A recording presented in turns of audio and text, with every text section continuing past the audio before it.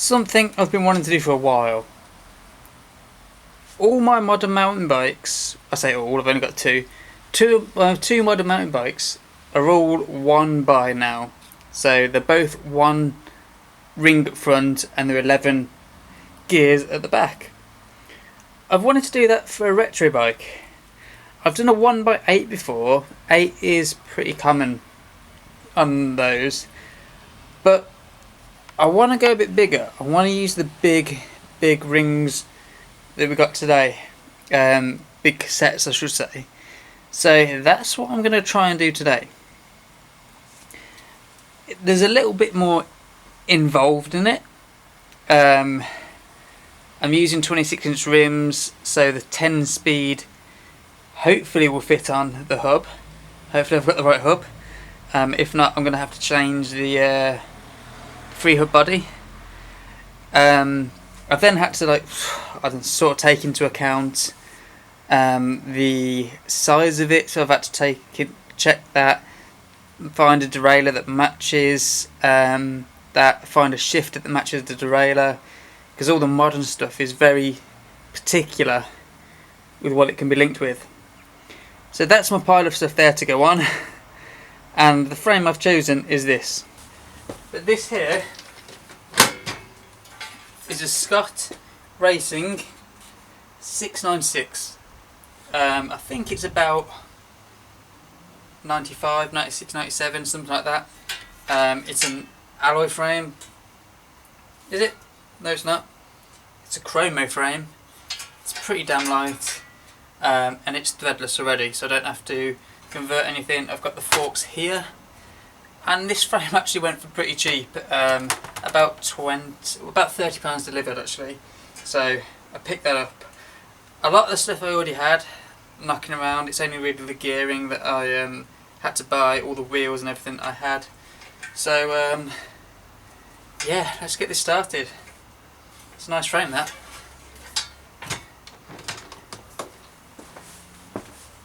So first things first, I think we should get the front end assembled.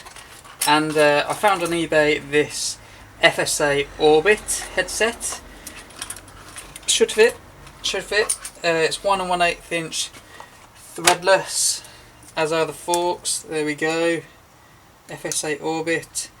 I've got some cage bearings in the top, and I have a cartridge bearing in the bottom to go on. So that's the brace that needs to go on the crown and the forks. That's going to sit in there. We'll have to angle that so it looks pretty. Probably like that. And then the top brace can go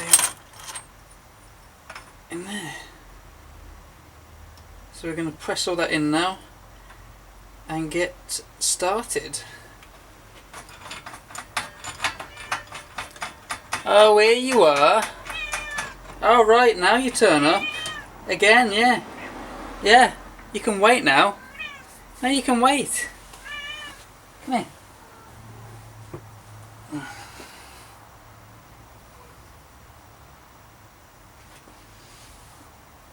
Mm-hmm.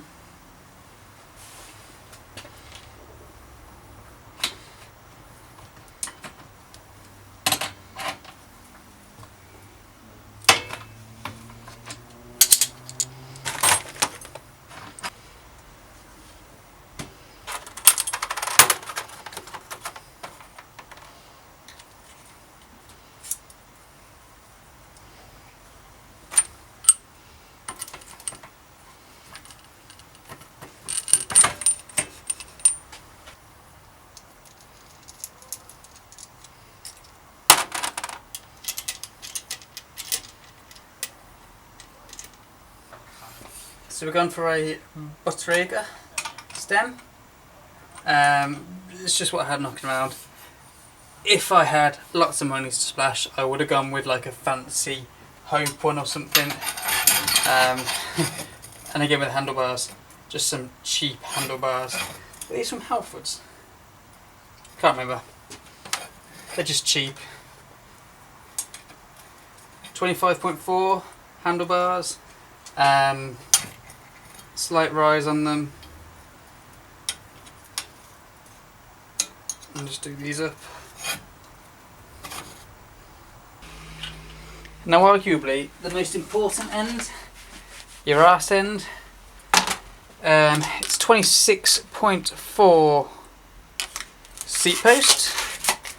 So I just picked up a cheap one off eBay, this Ergotech,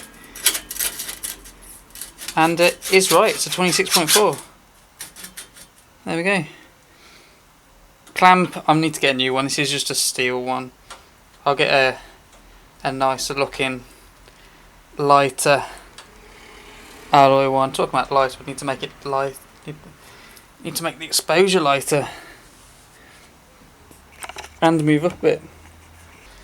And as for seat post, saddle, naturally I can't have a bike really without a charge. Charge is my favourite saddle. The Charge Spoon, cheap, comfy, should look half decent on here.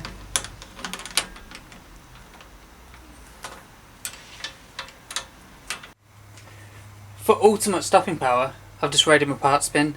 I'm going for these Shimano Dior XT V brakes on the rear.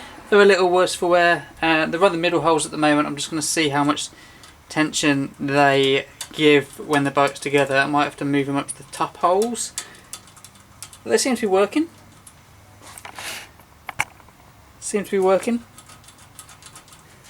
And up front I have these Avid single digit mags. V-brakes again. I am currently missing the mounting bolts, so I'm trying to dig through my spares for them. But they should be nice. I've got some Clark's mountain bike elite brake pads to go on there as well. And to go with these actually, I've got some Dior LX levers. Again, from my parts bin. Don't really owe me anything. But I'm just going to leave this for here for today. The cat is hungry. While I'm up this end then, might as well put all the brake levers and stuff on. Now, I've already showed you the brake levers. But for the gear lever, I've gone for this. Can I zoom in a bit? I've gone for this one. It is a Shimano Dior 10 speed, and I had to get the Dynasis. I'm not completely au fait with how the compatibility works now, but the rear derailleur that I chose that had the correct amount of capacity that I needed said it needed a Dynasis shifter, so here we go. And I've got the it's the SLM 6000, so that should just slide straight on. Brake levers, wait, there we go, that's better. Brake levers, just some Dior LX V brakes. There we go, they'll just slide down. So I'll get this all on, get it done up, but we'll see how the shift performs. I'm interested to see. I think it will be alright. And I always try and go for double lock-on grips because extra security.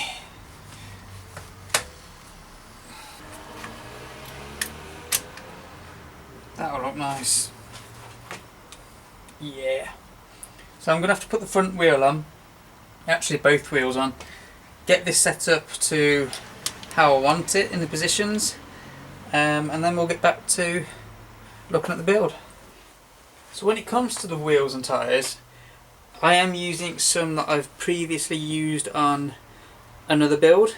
They're just some cheap sort of low-end builds at the moment.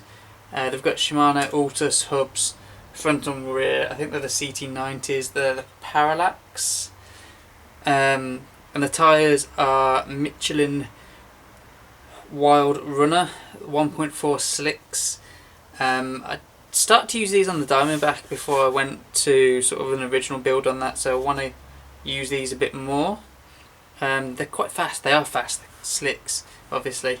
So yeah, it'll be interesting having the combination of low gearing plus slicks, which means I should top out very quickly, but I'll be able to climb hills fast. Okay, cassette. Right, is this in shop right here? I don't even know if this is in. I wish I had a forward-facing screen so I could see if this was in shot or not. Whoa. Okay, cassette. This cassette right here is a 10-speed. The free hub body accepts 8, 9 and 10, even 7 actually. It's Shimano, so you can use Shimano, SRAM, not Campy. And this cassette is pretty much the cheapest I could find. When you start getting up to these massive range cassettes, they start getting a bit pricey. For example, let's just say a Hope one, if you wanted to go that direction, it's going to cost you like £100, £150. Even the SRAM ones or the Shimano ones, they're going to cost a fair old whack. But this one is a Chinese copy, and it comes in at under £20 for this huge cassette. I'm not sure how quickly it's going to wear or how well it's going to work, but we're going to try it. I can't remember the brand, I just found it on eBay. It says Sunshine on here actually. Sunshine cassette. But I've got 11 to 40 teeth on here, and wow, that's tight fit.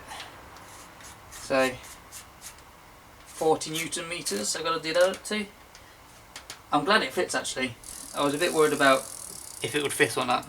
So I'll crank that up, get it back on the bike, and then we've got to work out the chain line for the rings up front for the crankset, because I'm not too sure on that yet. I need to work that out.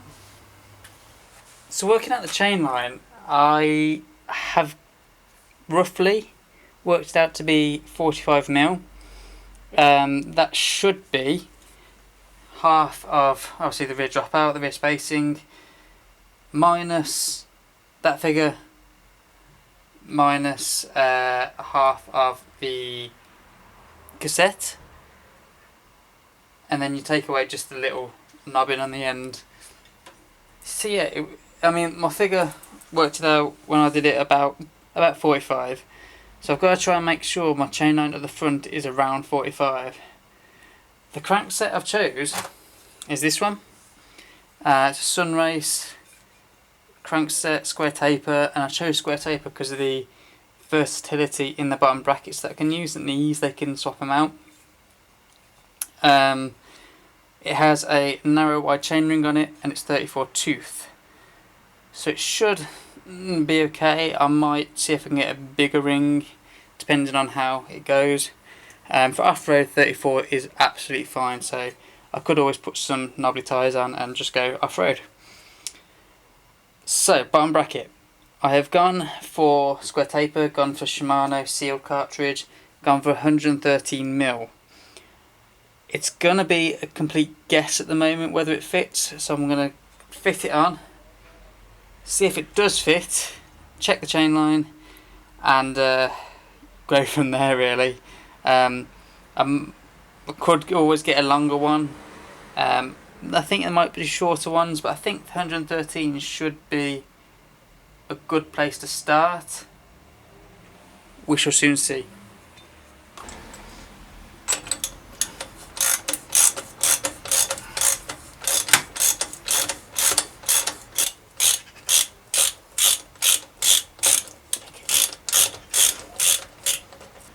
So that is on and cranked down. Now I need that chain line to be about 45mm, so I'm going to measure it from the centre of the chainring here to the centre of the seat tube, and then we'll see what we can do. Centre. Okay. I've got about 48mm there, so I'm 3mm out. 3mm, it's not too much, it's not perfect. Yeah, it's not perfect. What I can do, this is 113mm bottom bracket, so if I wanted to lose that 3mm, I'd have to go down to a 113 minus 6, because we're going to 3mm off this side, means 3mm off the other side. So I need 100 and... my maths has just gone 107. So 108mm bottom bracket, they do those. 108mm would be fine. So I could always get 108. I could always, I guess, space the rings out, but I don't want to do that because it will make the joints weaker. So I think the best thing for me would be to get a 108mm bottom bracket. Yeah, 108. And then that will pull it in a bit. I've got plenty of clearance between the ring and the chainstays and the pedal arm and the chainstays. So for now, this 113 will be okay. But to make the shifting even more precise, a 108mm bracket is probably required. But 113 wasn't a bad guess. Derailleur time. Okay, derailleur. 10 speed, Shimano Dior XT, Dynasys compatible. It's got a clutch mechanism on it, and from what I understand, this is in the off position at the moment. So it's got all the functions of a derailleur, both laterally, I just pinched my skin, and vertically. But if we turn the clutch on, we lose the vertical movement, we keep the lateral. So I believe the clutch mechanism, from my rudimentary understanding, is there to stop chain slap, specifically for downhill applications. So you don't want it going bang bang bang, don't want this flopping around when you're going downhill over rocks and stuff and slapping your chain about. So if you chuck the clutch on, it should minimise that, but off we want it for normal use. So we're just going to put that on there and get the chain on.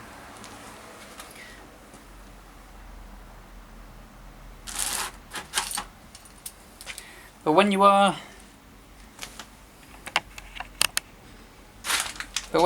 choosing a derailleur for this sort of application, you really want to go through all the different capacities of the derailleur. They will have different ranges and different capacities for what they can take. By that I mean the high to low capacities, so whether it will go down to an 11 tooth, whether it will go up to a 40 tooth, and it would also have another capacity, which is the total difference of this. So it would be 40 to 11, so that's 29, yeah. So we've got 29 difference here, plus the 34 on the front, so you'd have to make sure it can cope with that sort of range. Now single ring up front you can get away with going a bit over, only a little bit, so you can push it a little bit. That isn't tight down for some reason. Okay, but yeah, we'll do that up, get it fixed in place, and get the chain on. And the chain is a SRAM PC 1030, I believe. SRAM do 30s, 50s, 70s, I think they do 90s as well.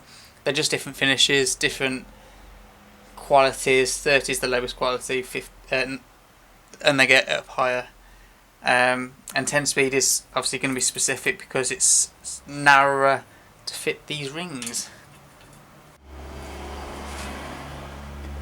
Man, it's starting to get dark early now. It's 7:25. Right, chains on. I did have a panic to start with, I'll admit, because I thought it wasn't going on the narrow wide ring up front, but then I realised you have to put it in a certain orientation. I've got this size, I've took out this much, so what's that, 4 links, 2 pairs, took out that, and it seems to be sitting at a good position now. I've had to adjust the B screw slightly because initially it was catching when it was in the big ring, but now if I just ease it into through the gears, like just pedalling, absolutely fine there. I've got to be careful I don't chop my fingers off here. I can guide it through the gears as if I was just changing the cable.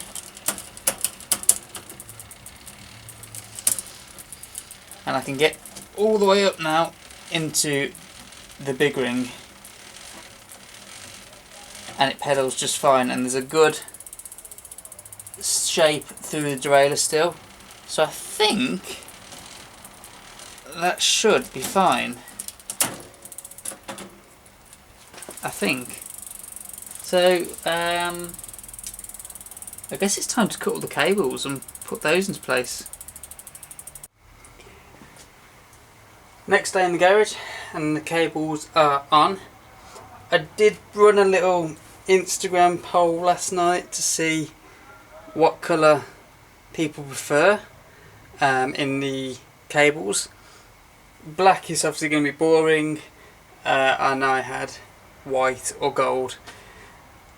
I'll be honest, the majority voted for gold, and I was going to run gold, but the white looks a lot cleaner, and if I decide to change any of the components for fancy ones like the stem or the headset, anything anodized, I think the gold will look a little bit off with that, and yeah, I just went white, but it's all the Jaguar pre-lubricated cable, all 5mm brake cable, so the gear cable's got a lot more free space to move around in. But I've also gone for these.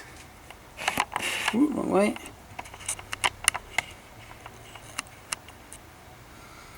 These brake noodles, they are made by Ashima, and they are a sort of polycarbonate plastic, a hardened plastic, rather than the steel ones that you get, the chrome steel, which have a little liner running through. Now my brake cable runs all the way down to the end. I don't know, I didn't get on with the steel ones because the liner slips around inside and it gets a bit frayed at the ends, whereas this now will just eliminate that, and it should make the brakes run smoother, hopefully.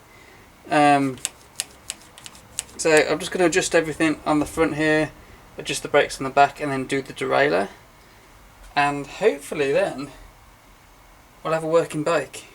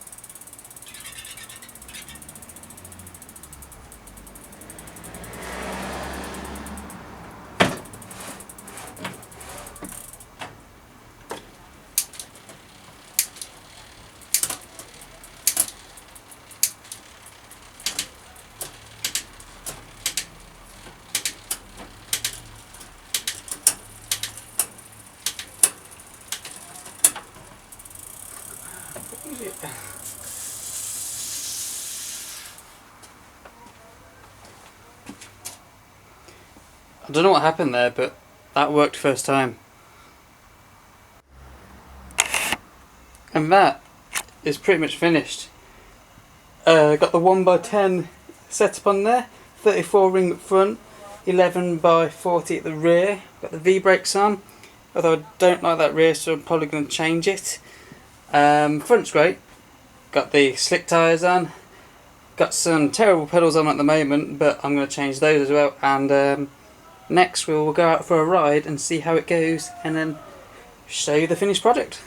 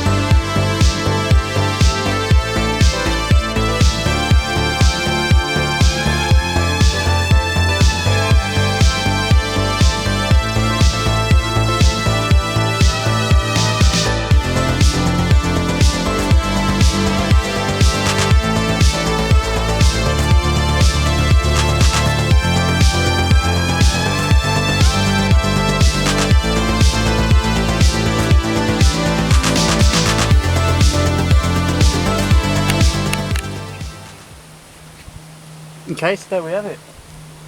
Another mountain bike build done. This time a retro 1x10 conversion. It went together quite well. Went together really well actually.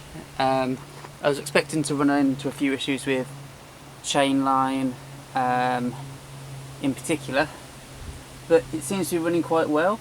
It is, I think, 3mm out, but on the ride up here I haven't noticed any problems with shifting. In fact, the shifting went in first time without any adjustment whatsoever, so that's awesome.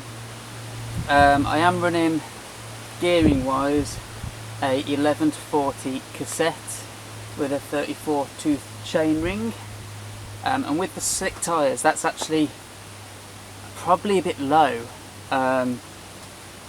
Looking at the ratios, it gives me a ratio of 0.85 low and 3.09 high, and putting the tyres into that calculation, it only gives me a max speed of 20.5 miles per hour at 90 revolutions per minute on the pedals.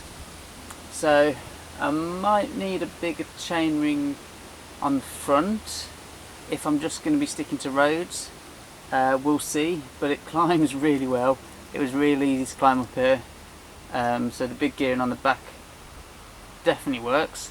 Now I've done this and seen how well it works, I am actually considering doing it on the cyclocross as well, but looking into the gearing of that, I'm probably going to have to be a 50 ring at the front and 11 to 46 at the back possibly, so it's trying to match up the right ratios on that. I'm going to have a look more into that.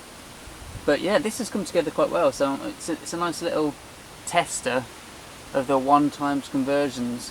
The only thing I'm not actually happy with at the moment is the rear V brake, the XT brake. It's got a strange self-leveling arm on there, and in the top hole, which needs to be into hypertension, it doesn't angle the pads right towards the rim, which you might have seen in the little montage clip. So that's not sitting completely right, so I'm probably going to change that rear feed brake out. But everything else is like spot on. Really happy with how it's come together. So it was a good little tester for me. I'm probably going to apply this to some other off-road bikes, the 1x setup. Any questions you have on the 1x setup, leave a comment and I'll do my best to answer. This conversion was relatively cheap to do because I used a fairly cheap crankset, a standard square taper bottom bracket and a cheap cassette along with a used derailleur, so it worked out quite well there. And the shifter was actually quite cheap as well. That was brand new and it's only about £25. So if you started to looking at the cyclocross, for example, that actually is getting very expensive to do that with the modern external cartridge bottom brackets and those matching cranksets. It gets a bit more expensive there. So hey, what do you think anyway? Leave a comment, say what you think about it. I'm going to have a little bit of fun riding around on it. I might even change the tyres up at some point for some more knobbly tyres. But for now, it looks awesome. I'm happy with it, and it's now on to the next project. So, standard outro. If you liked the video, hit the thumbs up. If you didn't, thumbs down. Leave a comment, anything you want. Subscribe if you want to see more of this, and I'll catch you in the next video.